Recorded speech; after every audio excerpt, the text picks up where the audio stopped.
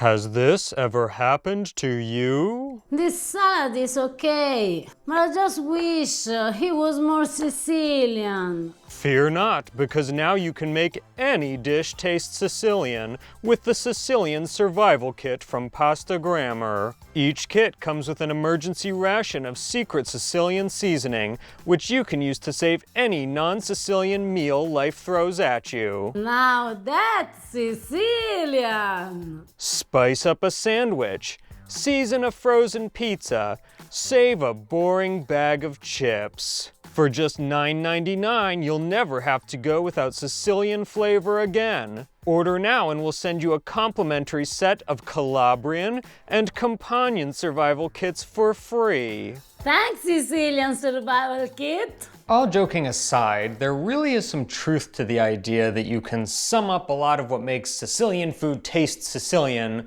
with just a few simple ingredients. You'll find these ingredients in basically every Sicilian dish. It's kind of crazy. Ava and I had a harder time thinking of dishes that didn't include all three of these rather than ones that do include them. They are breadcrumb, pine nuts, and raisin. That's right, that's the holy trinity of Sicilian cooking. So, where did this unusual combination come from, and why is it so predominant in Sicilian food? All of the south of Italy, but particularly Sicily, is really a melting pot because they were conquered by like a lot of different people. There was some sort of native population, which was then displaced by the ancient Greeks. Then, of course, Sicily was conquered by the Romans, so they had the Roman influence, and the Romans picked up a lot of stuff from all around the Mediterranean, of course. The Normans arrived there, so there was French influence. The Spanish were there, of course, so there's Spanish influence. Perhaps most importantly to this story is the Arabic influence. When the Arabs came to Sicily, they brought a very important flavor with them, and that flavor was sweetness. They brought sugar, and Sicilians have been masters of the saccharine arts ever since. But they don't just like sweet desserts, they also like to add sweetness into their savory food. Every now and then with sugar, like you find in a caponata, but usually the sweetener that they use is just raisins. Pine nuts are an important part of the mix. Not only do they give a very mild and smooth nuttiness to the dish, but they also give these sort of semi-hard, semi-soft little bites that are just, it's a texture thing, it's just amazing. The pine nut and raisin combination seems to have actually come from Jewish influences. Jews coming to Sicily from the Levant seem to have brought that tradition. And then we come to the breadcrumbs, which as far as I could tell is just purely Italian. Breadcrumbs, especially when they're toasted, just give this amazing textural finish. Having that crispy, crunchy bite. Something magical happens when you get these three elements together, and that's what we'd like to show you today. These raisins that you can find in every grocery shop, they are not really the raisin that you use in Sicily. The problem with those is that they are too sweet, but it's also real that if this is all the things that you can get, is the only one that you can get, use them. Personally, I buy mine in a Mediterranean market. I really like the golden raisin. We need always soak the raisin, which means that you need to soak them for a few minutes, 5-6 minutes in water. But it's also very important that you remember after these minutes to squeeze them very, very well, and then you can use them. The first dish is more or less obvious, a pasta dish. A pasta dish that has also a very funny name because it's called pasta Malu tempo, which means pasta of the bad weather. Bad weather pasta? Sì. Does that mean that it's good to eat when there's bad weather? Yes, because it makes you happy. So can you imagine how good it is? Okay. To make this pasta, we need an ingredient that is the wild fennel. Now, because here is more or less impossible to find fresh wild fennel, what you can use as a substitution, and this is what I'm going to use, is this part. all these small leaves, we call this barb. I don't know how do you call it in English. I don't know if you call them leaves or not. Stems? You understand?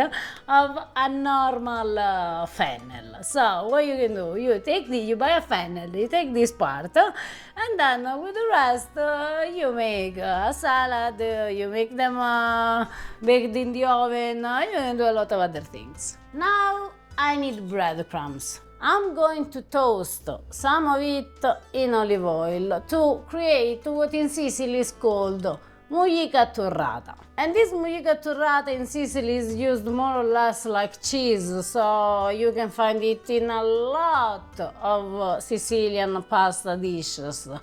Sprinkle this mollica torrata on top as it was cheese. Here I have my pasta water, but before we boil the pasta, we cook the pasta, we need, first step, add some saffron. I'm using the already powdered saffron that I brought back from Italy. If you have the stem, you can just put some stem in the water. And I'm going to not really cook. In Italian we say sbollentare. It's like put there for 2-3 minutes. Blanch, I think we call it. All my fennel.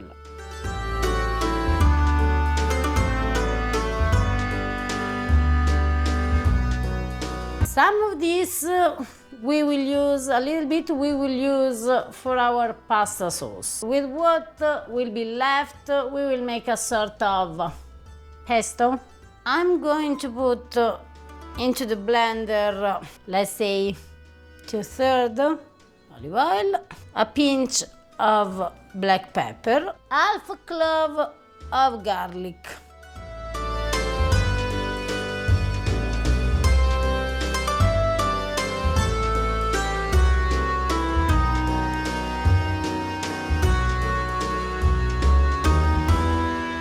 Here we have some olive oil and garlic. Now we need some anchovies under oil. I'm also going to add some of this. This is anchovy paste. This pasta is anchovy. No, because anchovy already ends with a Y, so I don't know how to do this. Anchovy. Bravo. This is our leftover fennel that we are going to cut into the pan. Raisin and pine nuts.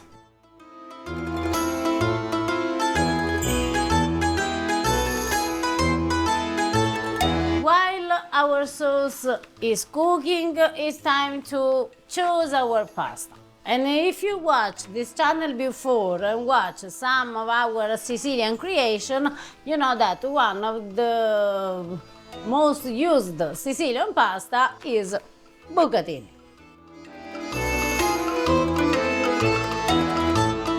Another important ingredient is white wine. It already even smells Sicilian. Sicily in a pan.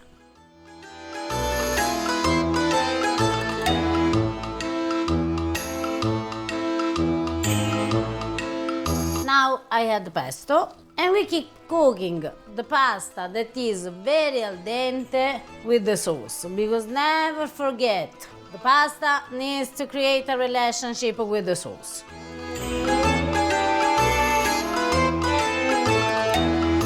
Don't try to plate your bucatini in a beautiful way, because it's not possible. Bucatino is the most swinchy pasta that we have The most in what? Italy. Swinchy. Una cosa swinchy è una cosa fiu.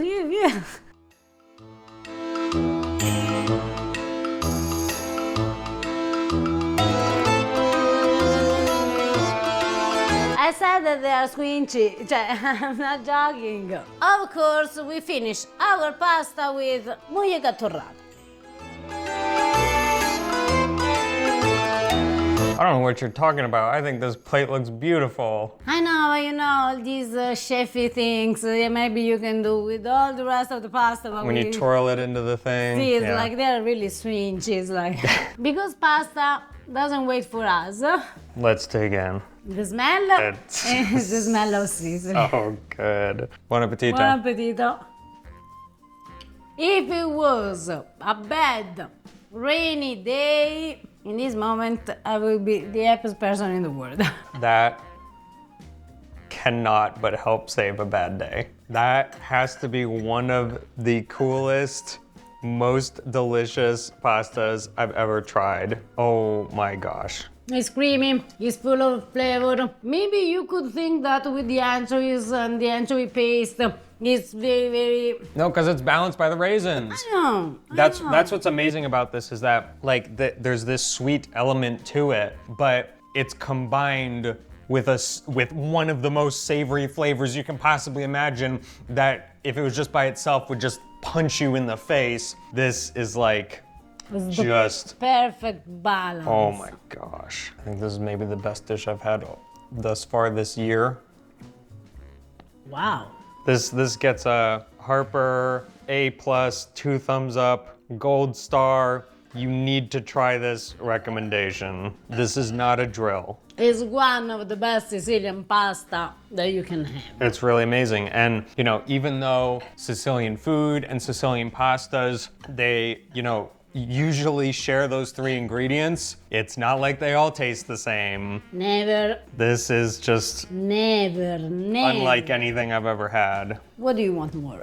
What I want more is maybe a Sicilian second course. We are going to cook a dish meat that has 2 names. A dish meat? Meat dish. The first name is Spiedini Siciliani. The second name is Spiedini Palermitani. So, choose which one do you like the most. In order to cook this dish, this time we need to start from the stuffing. And we start from toasting some breadcrumb.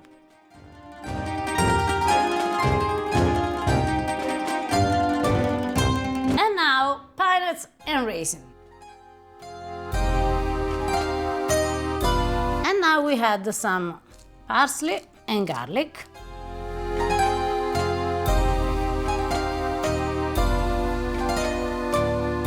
I'm going to use as a cheese a caciocavallo from Ragusa. If you can't find a caciocavallo, a Sicilian caciocavallo, you in case can use a very sharp cheddar, you can use like a very hard Asiago, you can also use pecorino. It's time to prepare the meat.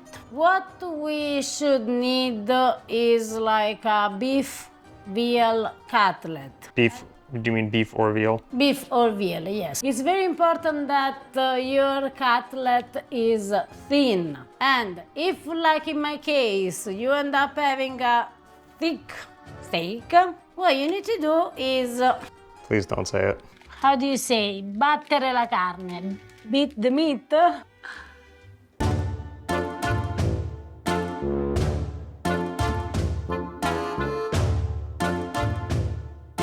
Now I'm pretty happy. And because, as you can see, is still a big piece of meat, what I'm going to do is cut this also with a knife.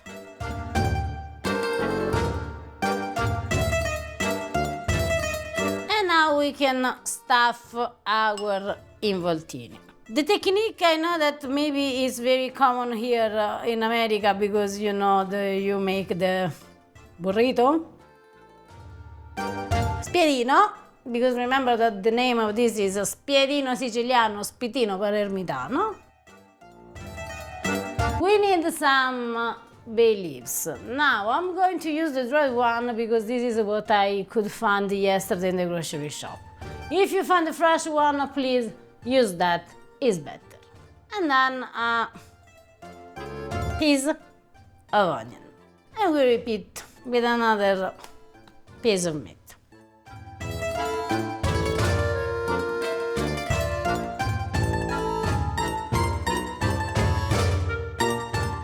Sicilian shish kebabs. But we are not done yet. For the next step, we need still breadcrumb, but not the dried one, but the fresh one. Here we have some olive oil, And here we have our fresh breadcrumb. So what we need to do now is Sicilian shish kebab, dip in the oil. We place here and we bread them.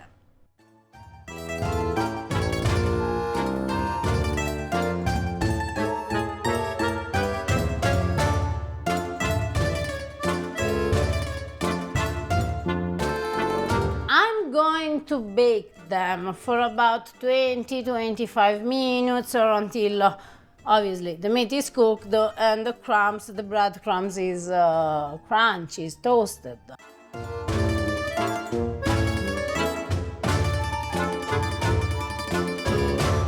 Harper, you asked for a meat dish, and here we have a meat dish that more than Sicilian is actually from Palermo. So more Sicilian than this you can't have. Yeah, I like this. Well, one of my favorite Italian meat dishes is braciole, and this is kind of like a braciole shish kebab.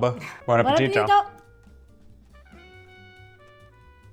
Once again, that combination goes so well with savory food, but this is a completely different kind of savory food. Like the pasta had that, you know, super salty, tangy, anchovy type taste, but here we have, you know, just the classic beef meat taste. You wouldn't really think that raisins would work with that, but boy, do they.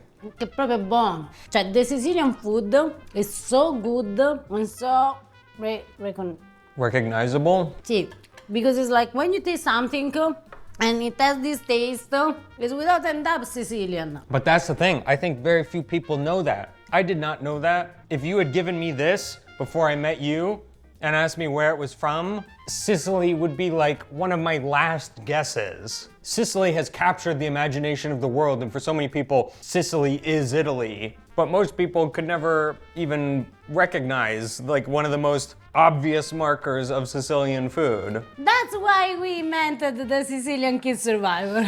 Oh, I'm sorry, my vegetarian friends, but don't know what you're missing out on here. Harper, don't worry, because now is the moment of a side dish, and our vegetarian friends, they will be more than happy. What we are going to do now is a dish that usually in Sicily is made with fresh sardines. The dish is called sarde a beccafico. Now, here in Tucson it's pretty difficult to find fresh sardines, but likely in Sicily they also have another version, and this other version is made with eggplants, because let's be honest, they have always a second version of every dish made with eggplants. The first step to prepare this dish is to pre-cook the eggplants in the oven with just some olive oil, salt and black pepper, and we are going to cook them for about 15 minutes because then we want them to be soft but not completely cooked. While the eggplants are in the oven, it's time to prepare the stuffing. We start with some good breadcrumbs.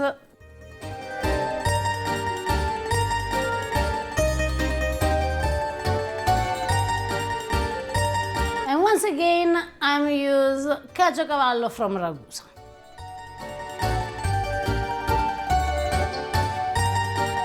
And of course, because it's Sicilian, we need raisin and pine nuts.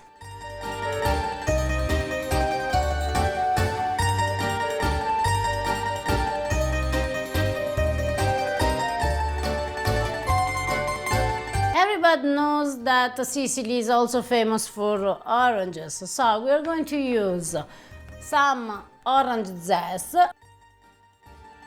We need some olive oil to make the breadcrumb to be less dried. Rehydrate. Rehydrate? Yes. To moisten? Bravo.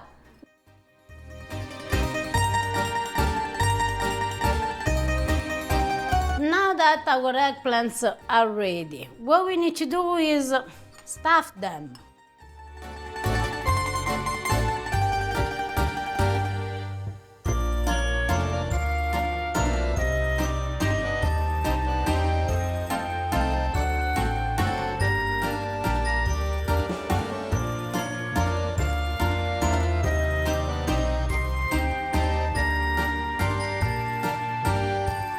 After we placed the eggplants in the baking dish is the moment to use some onion. You will cut small pieces like that and you will put like that.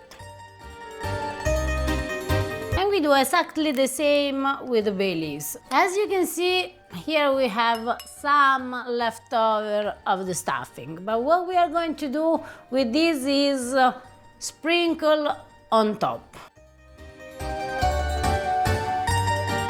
And now we go in the oven for about 15-20 minutes, because keep in mind that the eggplants, they are already cooked.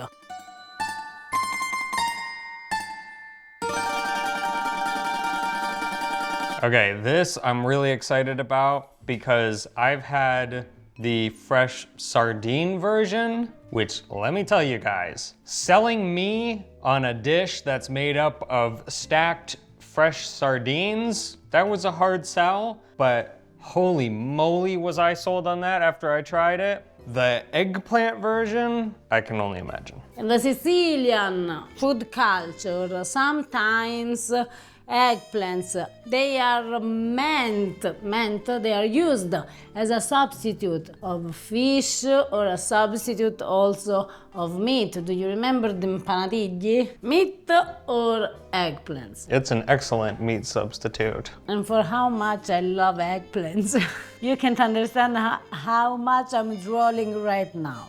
Now, obviously you don't eat the bay leaves, right? No, you leave the bay leaves for the flavor. Cioè, don't eat the bay leaves, no. Just clarifying. Buon appetito.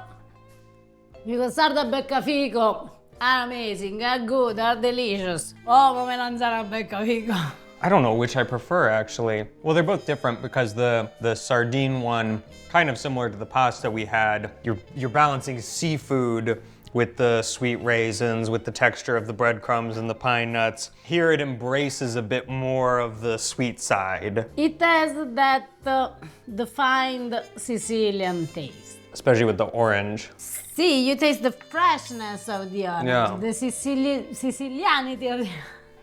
Now that's Sicilian! Also, with all of these dishes, the absolute best part is the breadcrumbs and raisins and pine nuts that you have at the bottom of your plate. Thank you guys for watching. We hope you learned a little bit about Sicilian food today. All of the recipes will be down in the description below. Highly recommend trying all of them. Seriously, it would be an amazing meal. Just go from start to finish. And if you need to add a dessert to this wonderful Sicilian meal, do like our friends Elizabeth, she did, making the Zeppoli San Giuseppe. Yes, they are Napolitan, but it's okay, we are all friends down there in Italy. Elizabeth, you did a great job. They look amazing. Brava. If you try any of the recipes, tag us in a picture on Instagram or Facebook at Pasta Grammar. If you liked the video, please be sure to give it a thumbs up and subscribe to the channel if you haven't already. All right, guys, we'll see you next time. Ciao. This salad is okay, but I just wish he was more Sicilian.